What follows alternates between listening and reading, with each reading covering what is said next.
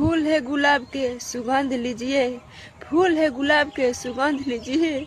अब बेटी है गरीब के सपोर्ट कर दीजिए, पत्नी है गरीब के सपोर्ट कर दीजिए, बहू है गरीब के सपोर्ट। दोस्तों आज बहुत खुश है भैया, आज बहुत खुश है। देखिए खुशी के बात है, आज बहुत हम खुश है एक गरीब के।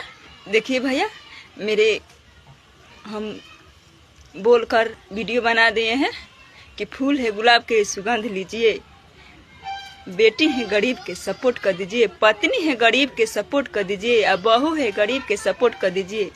और ढेर दिन से सपोर्ट नहीं के मिलत का हिम्मत तोड़ दी भाई लोग, कमेंट में बताओ का वीडियो बनावल छोड़ दी भैया। ऑल इंडिया में ये हमार गाना चल रहा बा, बहुत हम खुश बानी भैया। आप लोग मेरे वीडियो को लाइक शेयर फॉलो जरूर करिए भैया, बहुत खुश है। हम तो कबो सोचना ही ना रहनी कि हमें जा तक ले पहुँचे, बाकी रबरा लोग के आशीर्वाद बाटे हमरा के आगे बढ़ाई लो, रबरा लोग के आशीर्वाद रही हम खुद कर आगे बढ़े। रबरा लोग के आशीर्वाद चाहिए भैया, लाइक शेयर फॉलो जरूर करिए। ढेर दिन से सपोर्ट नहीं के मिलत का हिम्मत तोड़ दी भाई लोग, कमेंट में बतावा लो का वीडियो बनावल छोड़ दी। ढेर दिन से सपोर्ट नहीं के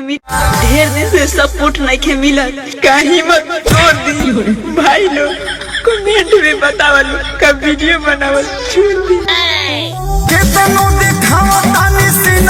फूल है गुलाब के सुगंध लीजिए, फूल है गुलाब के सुगंध लीजिए। अब बेटी है गरीब के सपोर्ट कर दीजिए, पत्नी है गरीब के सपोर्ट कर दीजिए, बहू है गरीब के सपोर्ट।